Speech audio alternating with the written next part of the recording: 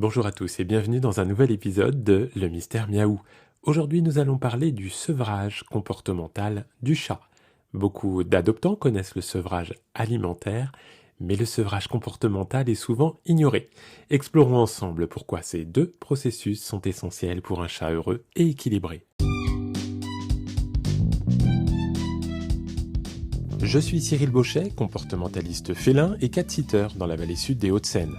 Ce podcast a pour objectif de vous donner quelques clés de compréhension concernant vos petits compagnons à quatre pattes. N'hésitez pas à visiter mon site internet www.petsitter-92.fr. Bonne écoute. Commençons par différencier le sevrage alimentaire du sevrage comportemental. Le sevrage alimentaire, c'est la transition du lait maternel à la nourriture solide, généralement entre la 5e et la 8e semaine de vie. Ce processus est crucial pour la croissance et le développement physique du chaton.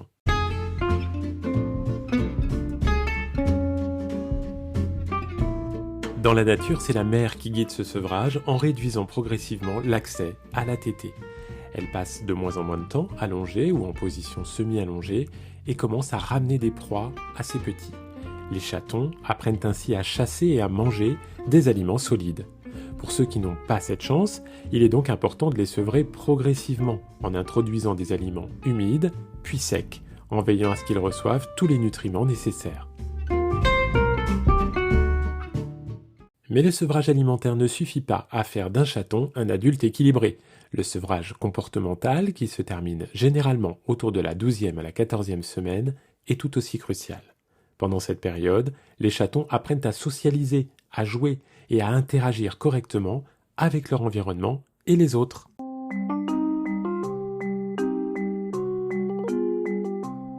Les chatons doivent être exposés à différents stimuli comme d'autres animaux domestiques, des humains et divers objets. Cela leur permet de développer leur confiance et leur curiosité.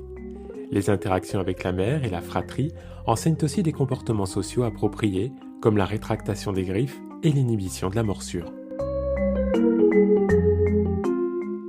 Le jeu joue un rôle crucial dans le développement physique et mental des chatons. Il aide à développer leur coordination, leur agilité et leur force physique tout en stimulant leur esprit. Les jeux interactifs avec les humains renforcent également les liens affectifs et préviennent l'ennui qui peut conduire à des comportements destructeurs.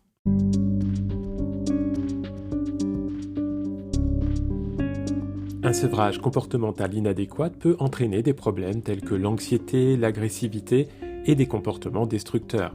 Par exemple, un chaton non socialisé peut devenir timide ou craintif face à de nouvelles personnes ou de nouvelles situations.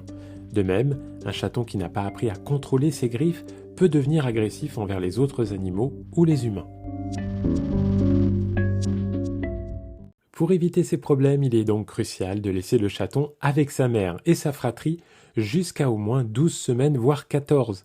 Cela garantit qu'il apprend tous les comportements nécessaires pour devenir un adulte équilibré. Si cela n'est pas possible, il est de notre responsabilité de fournir un environnement riche en stimuli, de jouer régulièrement avec le chaton et de l'exposer graduellement à de nouvelles expériences.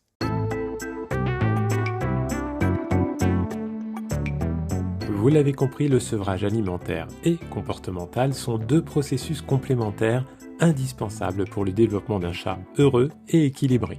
Ne les négligez pas car ils définissent la qualité de vie future de votre compagnon.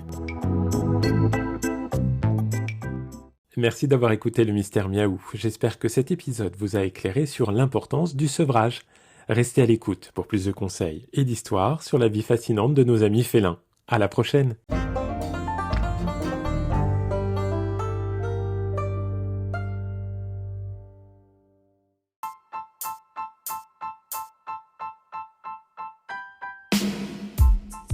Vous souhaitez adopter un chat ou bien vous vivez déjà avec lui depuis quelque temps? Cyril vous donne quelques conseils utiles pour rendre votre habitat idéal pour votre chat dans son nouveau livre intitulé « L'habitat idéal pour mon chat ». Vous le trouverez dès maintenant à l'achat sur Amazon.